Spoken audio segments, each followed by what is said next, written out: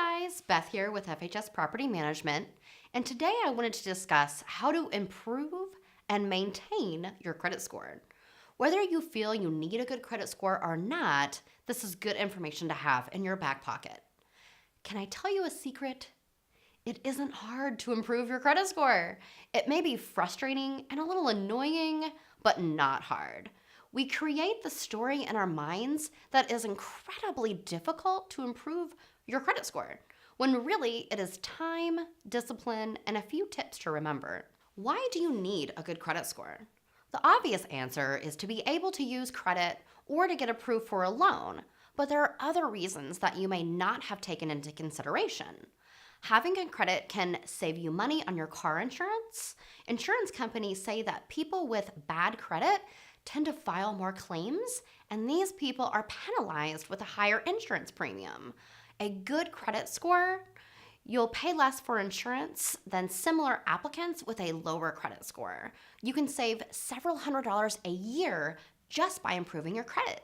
Also, having good credit allows you to get into a cell phone contract with no deposit.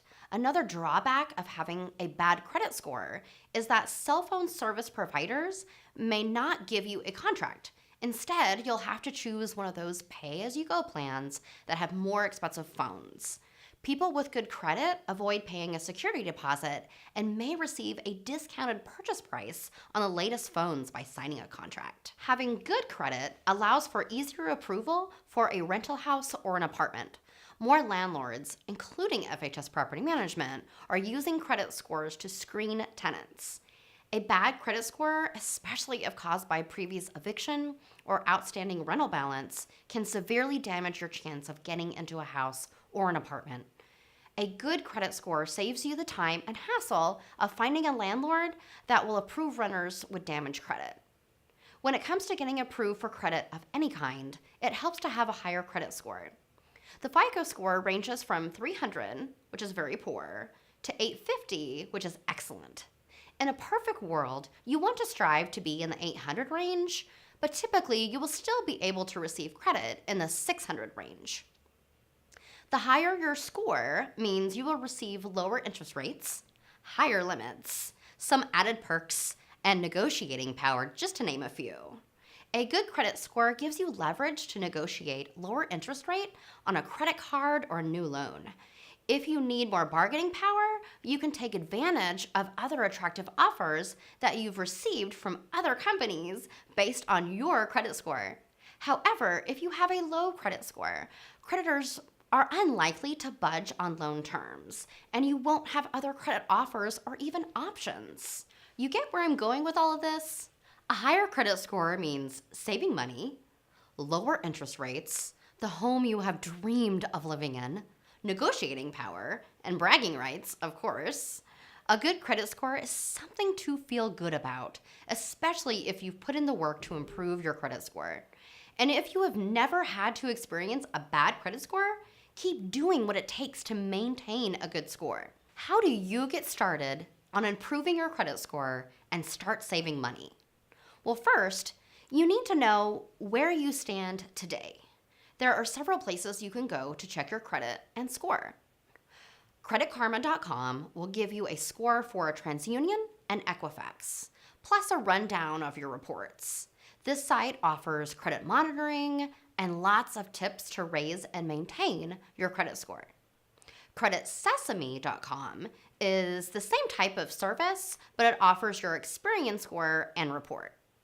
Then AnnualCreditReport.com will provide you one free report per year per credit bureau. It does not provide a free score. This report typically is more detailed, and you may want to review it with a lender or a credit counselor in order for you to understand the report. The sites that offer free credit scores are not giving you a FICO score. They are providing you a Vantage score. The score they provide you will be a little different from what a mortgage lender, credit card company, and car loans provide. Nonetheless, it is good to monitor your score to know if it is increasing or declining, and you'll be able to tell whether you are creditworthy. Once you pull your reports, it's time to review them. Check for errors, see what you may need to pay off or settle for less. Maybe a credit card is too high or not in use.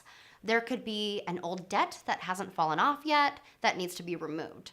This is where you can dispute an error on your credit report directly through the credit bureau that the error has occurred. Here are the steps. Step 1, send a letter to the credit bureau stating the error. There are example letters online. Step 2, determine if you should contact the data furnisher as well, where the debt has started. Step 3, wait up to 35 days for the credit bureau or data furnisher to investigate and respond. Step 4, review the results of the investigation. Step 5, check for updates to your credit report. Once you have reviewed your report and disputed errors, make a plan for what is left. Do you need to contact some creditors and pay them off or settle for less? Is the debt ready to fall off of your report? Most negative items will simply fall off of your credit report in 7 years. You still owe the creditor, but the debt is no longer listed on your credit report. Do you need to pay down a credit card?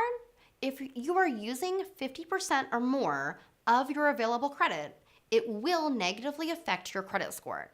It is best to use around 10% of your available credit and pay over the minimum or the entire balance when your bill is due. Using your credit card wisely will improve your score faster than an installment loan, such as a car loan. So what if you want to improve your credit score but can't get a credit card? This is where a secured credit card comes in handy. A secured credit card works like an unsecured credit card. The difference is a secured credit card is secured by money in an account that is held specifically for the use of this card. Your credit limit is usually the amount of the money you secured it with. For example, if you deposit $500 specifically for the use of the card, then $500 will be your credit limit. There are a few things to know about a secured credit card. Not all companies offering this card will report to the credit bureaus. Make sure to ask if they report the use of the card to the credit bureaus and ask if they report to all three. Another question to ask, provided you make on-time payments throughout the life of the secured credit card, is how long until the card becomes unsecured and when can you use the money you secured it with for other things? Another way to improve credit when you are denied a credit card is to ask your spouse, assuming they have good credit, to add you as an authorized user to his or her existing credit card. This will improve your credit, provided they are making sound decisions with that specific card.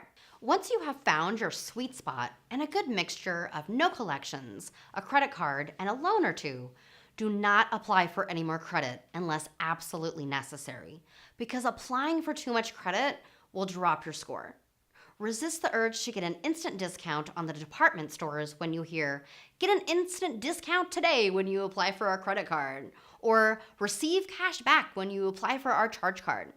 Too many of these inquiries will hurt your score and may cause financial implications if you are approved for all that credit and use all or most of the available credit they give you. Also, pay all your bills on time, avoid having anything go to collections, and regularly monitor your report and score for errors or fraud. To review what we have covered, remember, having good credit can save you money and earn you bragging rights. Check your credit score and report to know where you currently stand.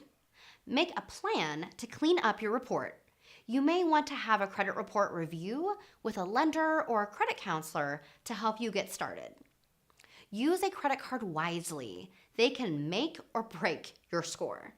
Maintain your score by paying your bills on time, keeping your credit card balances low, and not applying for too much credit. Educate yourself through Credit Karma, Credit Sesame, and AnnualCreditReport.com to make sure you're on the right track, and they provide you with more detailed ways to improve and maintain your credit and score. If you have any more questions about improving your credit score, feel free to shoot me an email at beth@gotofhs.com. Have a great day, guys.